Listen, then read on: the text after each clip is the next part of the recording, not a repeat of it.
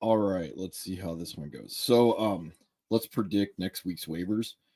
The biggest news is that Darren Waller popped up on the injury report with a hamstring, which is a little concerning because I have him in both my high stakes league and my casual league. So how do you pivot to that? Well, if you aren't already set up, then I would suggest you go out and get Luke Musgrave. Christian Watson has been downgraded to out, and Romeo Dobbs is questionable. I've already been talking about Luke Musgrave. He should be a priority guy on everybody's bottom of everybody's roster. Um, Moving on from that, like the biggest guy that we could look at to stash on the bottom of our benches based off the Darren Waller news is Jalin Hyatt, the third round pick by the Giants. Um, there's puff pieces out there like the New York Post, Daniel Jones fostering budding bond with a rookie Jalin Hyatt. I am not as concerned with Jalin Hyatt being a thing necessarily early. The Waller injury will put him more in the limelight. You're looking at route participation and snap share and all those nice stats. You just want to see something, and you don't want to be the guy that's running to the waiver wire having to bid on a guy. You want to have a guy like Jalin Hyatt on the bottom of your roster, and you're just kind of waiting and seeing how things are going to develop. Because it's always the great feeling when all the pundits are saying this is the number one guy on the waiver wire ad, and you've already had him on the bottom of your bench. So Jalin Hyatt's there. He's probably not going to be a PPR guy. He may be more of a boom bust guy, but that's one of the things with week one is you kind of want to get an idea of what the offense is going to look like. And if Jalin Hyatt is given the opportunity, especially with Waller out, if he's given the opportunity, there's no guarantee he's ever going to give it back to Waller when Waller's healthy.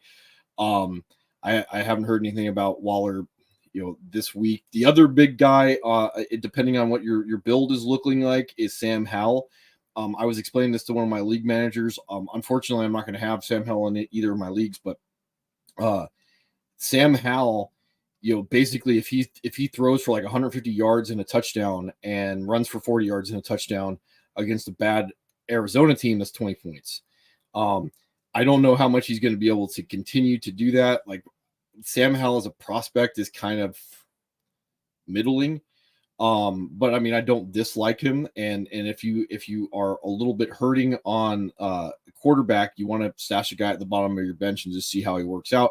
He does have some of that nimbly bimbly rushing upside that we're looking for, the cheat code. That's your man. So moving on from that, I've already talked about Luke Musgrave today. I've talked about him in past videos. Puka Nacua is a guy to look at, and Sean Tucker. Those guys are there. So the other guys to look at, obviously, depending on your league size, if guys like Kirk Cousins, Daniel Jones, Tua, Anthony Richardson, Geno Smith are on your league wire, you probably should be picking those guys up. For different reasons. Kirk Cousins, Vegas favors him to lead the league in passing. Daniel Jones was quarterback, I think, like 9 last year with some upside. Tua obviously could be in this huge passing offense. Anthony Richardson's got the cheat code rushing ability. Geno Smith was a top 10 guy last year. Had him on my fantasy team. Maybe not a lot of upside with Geno Smith, but he's a guy like if just to have consistency, he's going to help you out. I have Kenny Pickett starting in my high stakes league. If he can do it against the 49ers, he can do it against anybody. There's a lot of weapons to like in San Francisco or in Pittsburgh. I want to see how it works out. And Kenny Pickett is kind of a runner. There you go with Sam Howell down there at the bottom. I'm not sure outside of these guys who would end up being, on list to be picked up because, obviously if Sam Howell goes out there and puts up that 20 points on a very attainable stat line, he's going to jump up there. Jordan Love is not necessarily a rusher.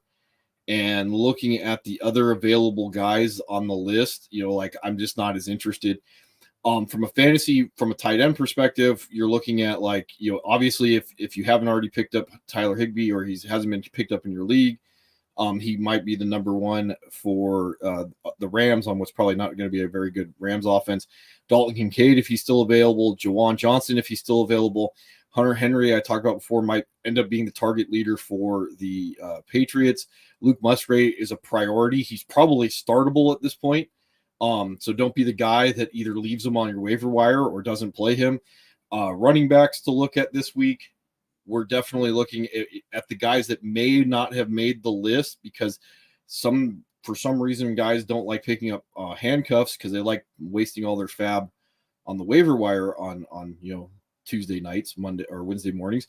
So Zach Charbonnet, if Eli or Zach Charbonnet, especially if you have Kenneth Walker, Elijah Mitchell, especially if you have CMC, Jalen Warren, especially if you have Najee, Tyler Algier, especially if you have Bijan, Devon Archer, I've already talked about before, who might actually just be a standalone play.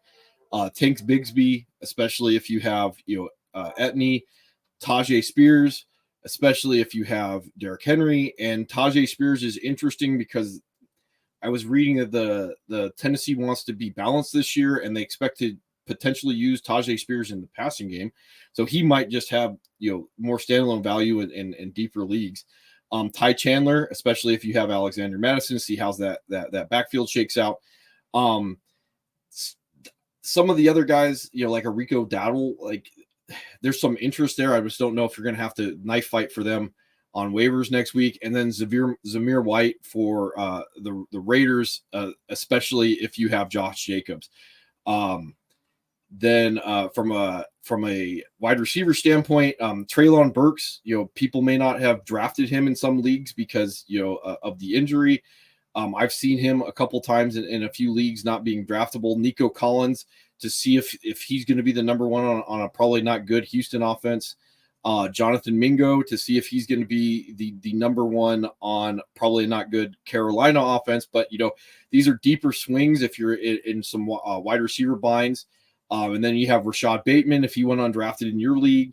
To see if he's going to be the number one, quote unquote, air quotes, with Mark Andrews there in a revamped Ravens offense, and then you have Michael Williams, and I already talked about Puka and Jalin Hyatt. Oh yeah, and then Sean Tucker, who I talked about as the RB2 for the Buccaneers, especially if you have Rashad White. That should be about it. And then the other thing to discuss would be if you have that roster spot at the bottom of your bench. The Giants play the Cardinals next week, and the Cardinals are looking like they're going to be the tank team. So if you have the space and the Giants are available, throw them at the bottom of your roster because that's who you're going to be rolling out the stream next week. So that's about all I got for today. Yeah,